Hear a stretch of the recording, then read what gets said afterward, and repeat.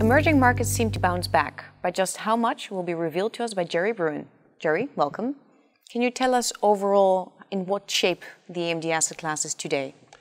Well, it's much better than we were expecting 6 months ago, because remember how we came into the year.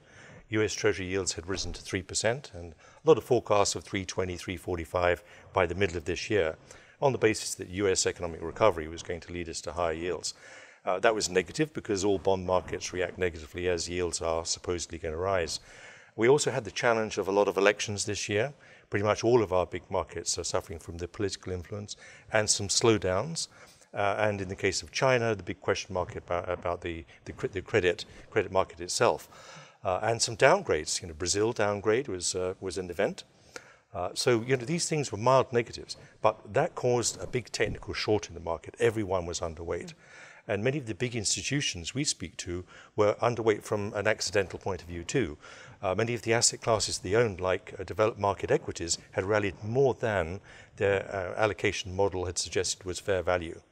So in a way, the little horse of the market emerging was unrepresented by the relative value, which came through in early February as being a relatively cheap asset class.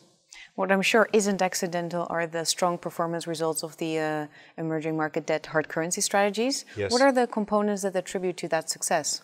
Well, I should say, of course, our funds are top quartile, especially year to date and a 1 year look back. So not just the hard currency, the local currency funds are doing very well too. Top quartile for them year to date too. But I would say the biggest contribution at the moment is the fact that the asset class itself is relatively cheap.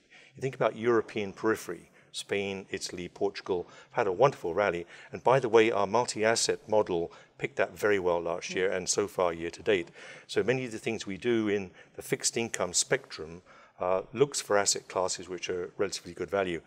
Now it's EM. And so I say, obviously, I support the idea of EM, but I think sincerely in investment grade particularly, if you look at investment grade opportunities in US investment grade and European investment grade, which have rallied quite a lot, you're left with the conclusion that EM investment grade, both corporate and sovereign, appears on the radar screen as relatively cheap. Now, there is a reason for that because we still have the imponderable politics in the background. But nevertheless, asset allocations in the big institutions are having to go for some yield. One of the problems they've got, they have bonds maturing, which were at higher yields when they bought them. Insurance companies are typical of this. And they've got to replace them with today's bonds at today's yields. Well, they're finding the yields are so low. So they're forced into looking at other asset classes like EM, and they're finding value, which is very sensible. Let me tie into that because a lot of investors expect a rise in Treasury yields. What kind of impact may that have on these strategies? Okay. We are also expecting a rise in Treasury yields from the high 270s. I think today we're trading at 277 in the 10 years, and we expect by mid-year 285 and perhaps the end of the year by about 3%. And one of the reasons why I mentioned earlier that we've experienced a rally in all bond markets this year, year to date, has been Treasury yields having fallen modestly. So giving back some of that gain would suggest the higher quality markets, which are highly correlated to treasuries, are vulnerable to a modest sell-off, or at least not adding more duration during the period when yields modestly rise. But we're not talking about 100 basis points or 120. Remember, last year's shock was the huge move we had from May through to the end of the year when we added 130, 140 basis points. That's not going to reoccur this year. So we're looking at a much lower volatility pattern for bond markets this year. That favors spread asset classes because spread is valuable if it's not too volatile. So that's another reason to suggest EM, with the spreads it's got, is more robust in a relatively low volatility.